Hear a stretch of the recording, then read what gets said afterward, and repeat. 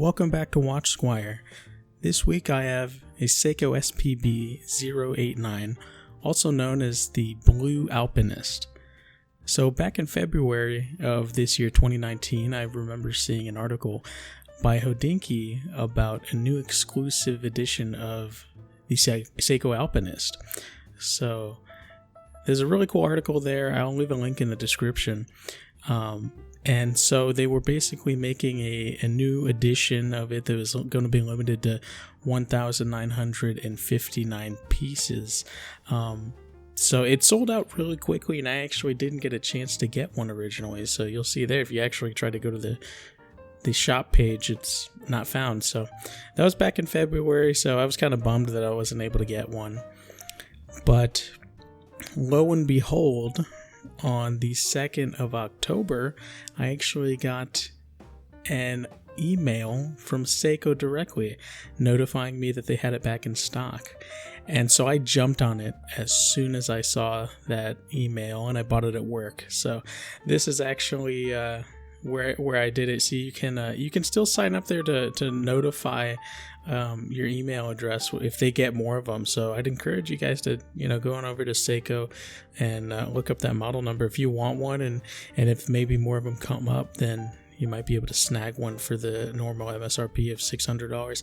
I actually got 10% off too, because I've never ordered directly from Seiko USA's website, so you can do that too. It's pretty cool. It's a good deal. And 2 days later, free shipping. It arrived at my door, and I was really excited. So this is a different box than I normally see with a lot of Seiko divers, which is what I'm usually used to. So it looks nice, but first I have a little treat that I'd like to show you guys that I'm going to pair up with this watch. So as soon as I got that confirmation that mine had shipped, I went ahead and ordered something to go along with it.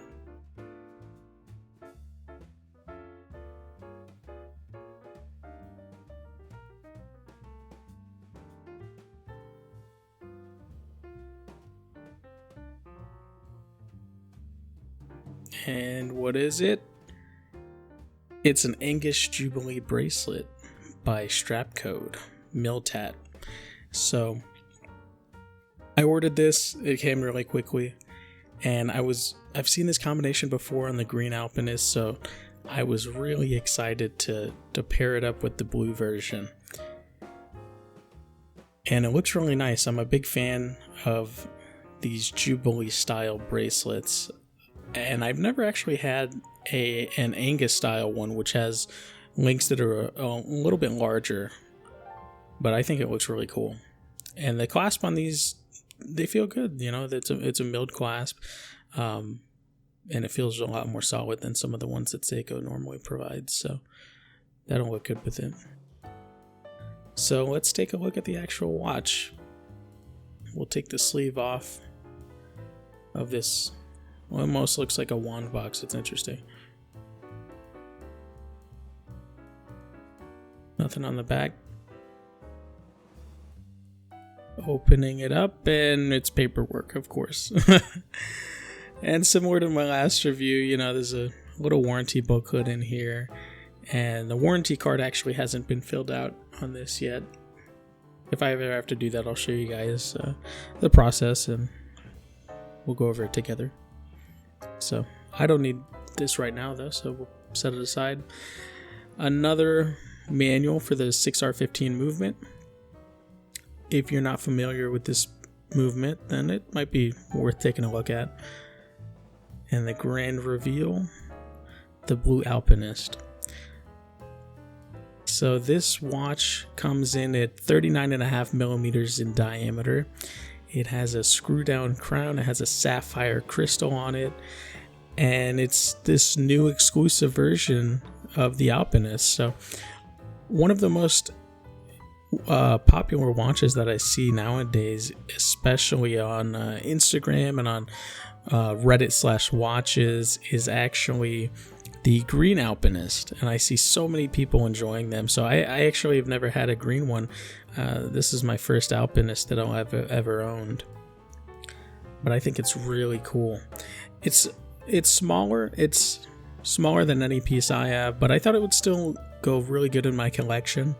39.5 millimeters is probably the smallest that I would go for myself.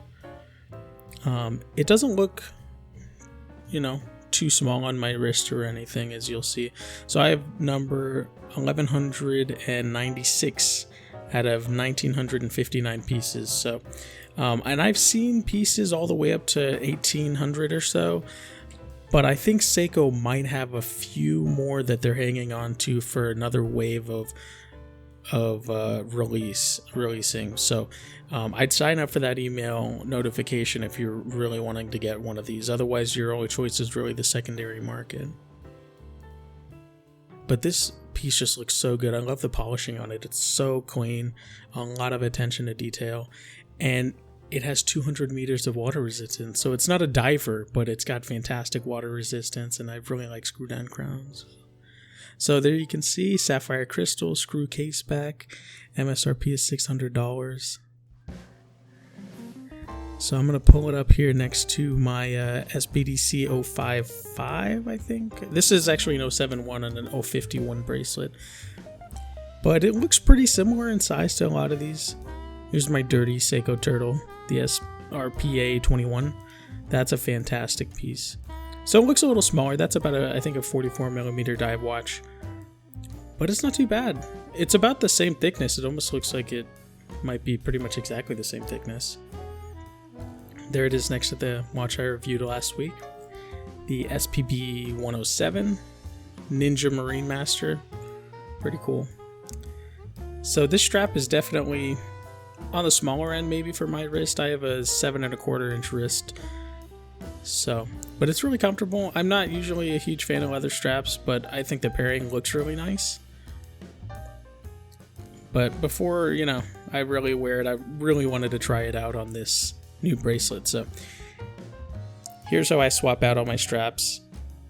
If you're new to this, maybe I can make a video on how to swap out straps. If you've never done it before, maybe leave a comment and I can show a little more detail on how to do that.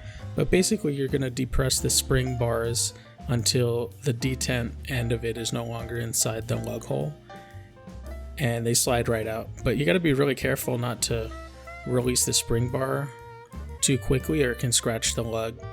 So if you guys want to see a closer video of that, I can do that later, but we'll just do it real quick for now.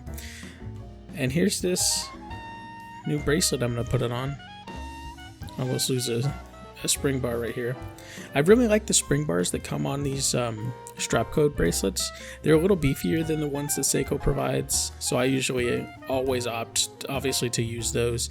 But even if I use a NATO, I'll use the straps that I have from strap code. So here it is. I ended up taking off 2 of the links to fit my wrist.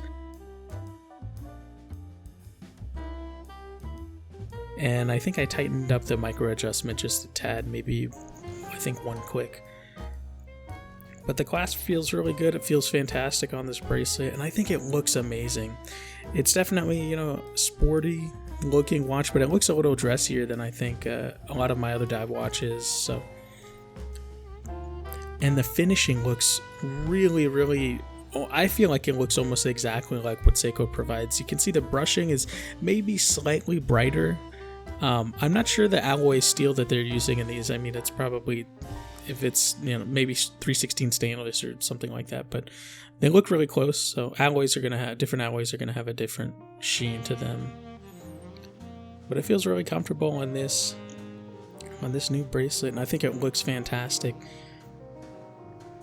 Blue is definitely my favorite color on watches. And it's not too tall. I mean, the movement in there, they use it in a lot of their dive watches, so it's by no means a very thin movement, but for me it's not too bad at all. There it is next to the Seiko turtle again.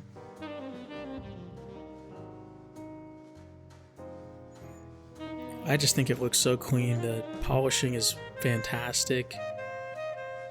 And the lume is really good too. I was really surprised. Usually some dress watches don't have that much of a lume, but this one looks really good. And I guess this isn't really technically a dress watch. but I think it looks great. And so far it's working out really nice for me. I love it. It's really comfortable. It's a smaller piece, so it doesn't get in the way as much as some of my larger divers, but this is quickly becoming one of my favorite pieces in my collection. And I think it's definitely going to be here to stay for a long time.